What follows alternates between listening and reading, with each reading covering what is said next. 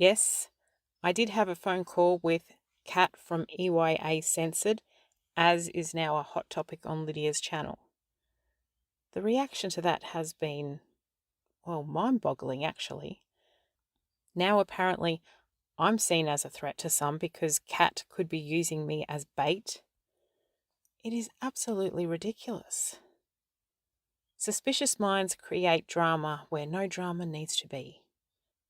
The call was quite lengthy, several hours long actually, so a lot was discussed and it needed to be.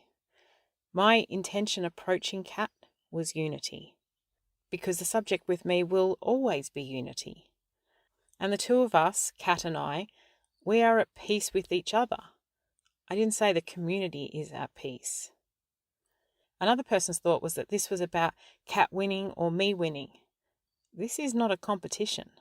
Kat had misunderstood a lot about me because of what others said that was not true, and because of another heavy topic attached to me.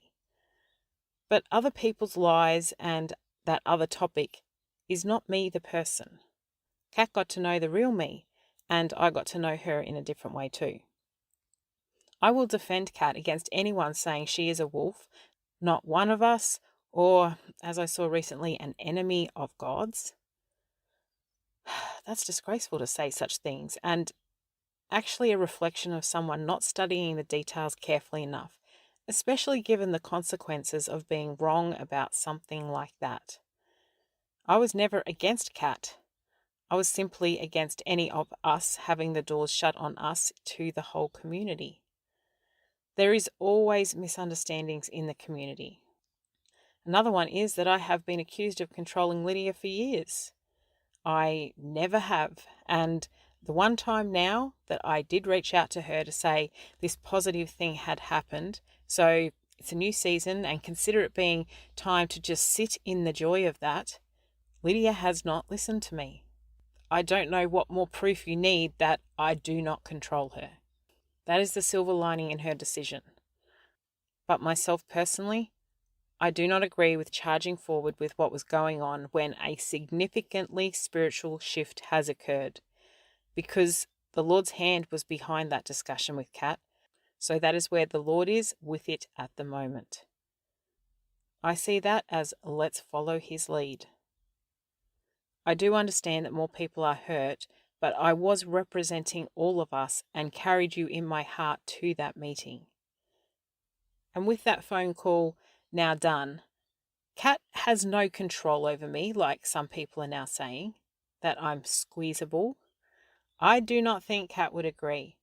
I stood my ground, respectfully, on many points, and we were both very respectful towards one another. It was a spirit-led conversation. But what makes it ridiculous is that Kat doesn't even have the slightest desire to control me. This is where I now get to see how some accusations towards her are dreamed up and not anywhere near the vicinity of truth, much like the accusations against Brant and myself. When you're not a part of the situation and you're creating these accusations, the people who are in the situation, knowing how wrong you are, well, it looks rather foolish. Kat and I do not agree on a few things, and one of them is the topic of the two witnesses. Guess what? That's okay. What matters is both our hearts and that we love Jesus and we can see the Bible changing. She is a sister and I call her a sister in the proper light, not falling at her feet. I'm just trying to inspire thought-provoking discussion on making sure the community is seeing things right and not making some simple mistakes with big consequences. I'm also representing care for everyone. And as Kat is one of us, she also deserves care.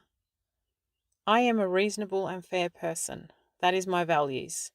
Values are something you apply as a standard to everyone. So I'm going to sit in the joy of what I accomplish with my heart, because I know the biggest difference that was made from that phone call was in the spiritual. And that wave will eventually catch up to us all in the physical. My next video is going to be looking at 2 Thessalonians chapter 2 in detail. This is an interpretation Kat and others sit with that I see some holes in.